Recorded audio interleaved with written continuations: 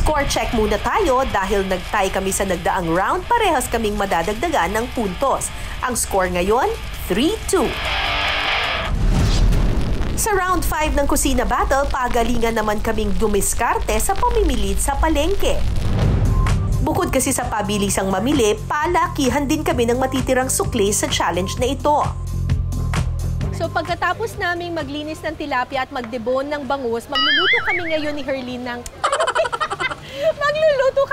Herlin ng sinigang na bangus at sweet and sour na tilapia. Sweet and sour na tilapia. Binigyan kami ng 300 pesos para bumili ng mga sangkap.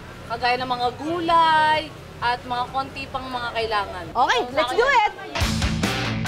Very competitive itong si Herlina. Pabili po. Sino po tayo dito? Pabili po. Ito, kuya. Pabili ako nito. Kamatis, bawang. Bibilisan natin, kuya. May timer po. Okay. Sino pong tindera dito?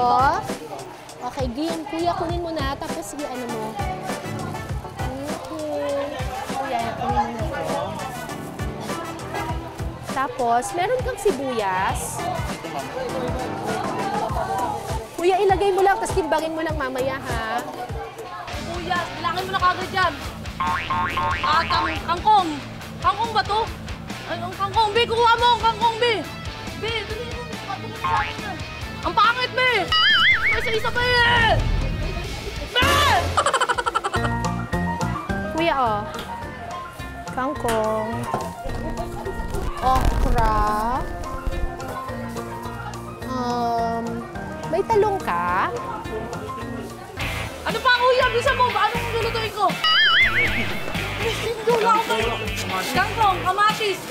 Dagdagan mo yung kamatis. Luya. Ano pa ba? Bell pepper. Siling haba, tama ka. Ano pa? Ano yun? Yung white. Ito. Ang pang... Ayun. Ganda. May sibuyas na ako. Wala pa. Oh, ito onion. Okay na yan. Saan ganito?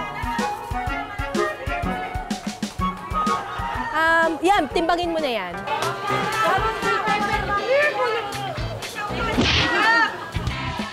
May ketchup kayo?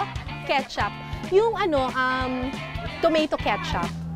Herlin, ano na? Patapos na ako rito. Ano nang ganap mo riyan? Ay! Hindi ako nagbayad!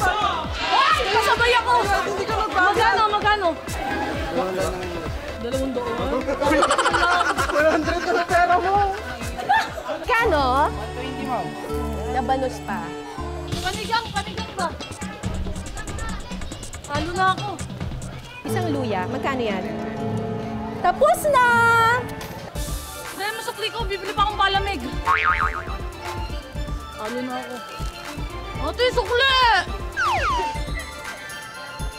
Ate! Sa may palamig! Nawawa ko. Ang laki! Maliit lang! Dali! Maliit mo! Ketchup! Hindi! Tomato ketchup! Hindi ko na! Ayaw mo yan! Sinigang mix! Dali! Matatalo na ako! Bibilisan natin, kuya! May timer po! Akala ko nauna na ako, pero halos sabay lang pala kaming natapos ni Herlin sa pamimili. Sino kaya ang mananalo sa amin ni Herlin sa round na ito? Abangan mamaya. Dati, lagi ako namamalengke kasi meron po kaming tindahan, sari-sari store. Ay, talaga? Kami po pa noon dati ng lola ko. Ako po yung, naglalakad lang po kami simula sa bahay namin hanggang palengke para tipid po sa pamasahe. Kaya talagang dapat, yung budget namin, dapat saktong-sakto lang.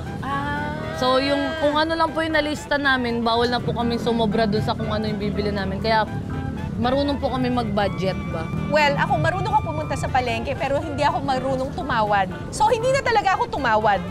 As in, sinabi ko na lang kay Kuya, Kuya, basta po, ibigay niyo lang yung presyong tapat. Yun na yun. Tapos, kinuha ko na lahat. Ang ginawa kong strategy ay pinili ko yung tindahan na feeling ko nandun na lahat na makukuha ko. 200. 100 na pera mo! Kakamadali ko. Feeling ko dahil may timer, feeling ko, sige na nga, sige na. Nabudol ka? Budol si Budol, parang bago yun ah. Parang ganun. Ako nakakuha ko ng libreng harina. Kaya nga. Sabi ko, Dinaan niya lang sa ganda niya. Paano? Kuya, please.